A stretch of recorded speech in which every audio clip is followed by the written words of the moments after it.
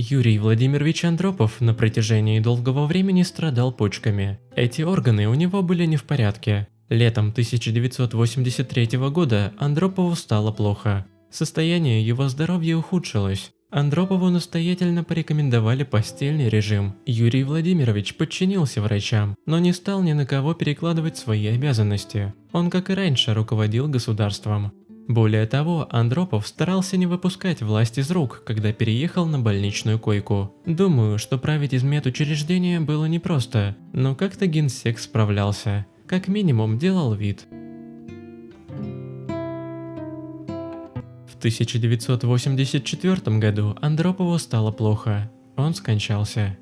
Насчет того, когда это случилось, что удивительно, несколько версий. По одной из них Андропов ушел 12 февраля 1984 года. Это было воскресенье. В этот день Рональд Рейган прислал в Москву телеграмму с соболезнованиями. По другой версии, Андропова не стало 9 февраля, на 3 дня раньше. На самом деле, Юрий Владимирович ушел из жизни именно 9 февраля. Ошибки быть не может. Путаница произошла из-за того, что 12 числа КГБ объявил, что прощаться с генсеком можно будет 14 числа. То есть день, когда было сообщено о дате провода в последний путь Юрия Владимировича, посчитали днем его ухода из жизни. А получается, 3 суток про Андропова официально старались ничего не говорить. Почему так? Это загадка. Можно выдвигать версии, но точного ответа на вопрос теперь уже не найти, поэтому будем двигаться дальше. По этой теме есть несколько наблюдений. Не сказать, что это были странные вещи, просто любопытные. Событие, безусловно, было траурным, а вещи все же любопытные. Ничего не поделать, так устроены люди. Мы даже на самых печальных мероприятиях подмечаем какие-то интересности. Так вот, во-первых, проводы в последний путь Андропова сравнивали с брежневскими. Обнаружилась одна интересная деталь. У Юрия Владимировича почти не было государственных наград, даже военных, хотя по некоторым данным он партизанил в Карелии. У Брежнева только золотых звезд было несколько. Когда провожали Леонида Ильича, отступили от одной традиции – не выносили каждую награду на отдельные подушечки. Слишком много потребовалось бы подушечек. А с Андроповым таких проблем, как я уже отмечал, не было. Еще один момент. На церемонии прощания с Брежневым Андропов сказал коротенькую речь. Понятно, что у Юрия Владимировича были уже тогда проблемы со здоровьем, но люди в 1984 году вспомнили про эту речь.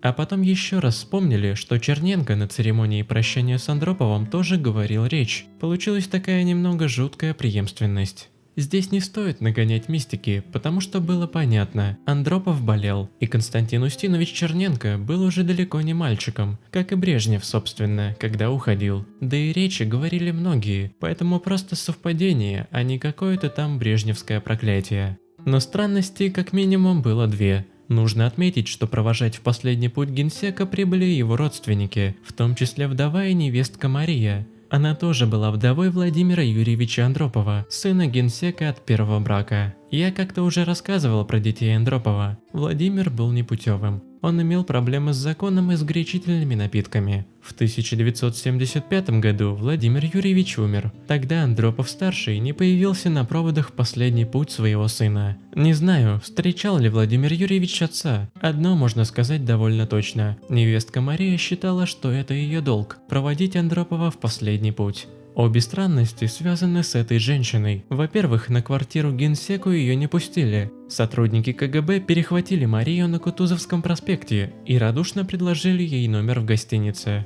Во-вторых, родственников Андропова, в том числе и Марию, каждый раз выпроваживали из зала, где находилось тело генсека, когда в помещение входили высокопоставленные лица, в том числе и прибывшие из других государств.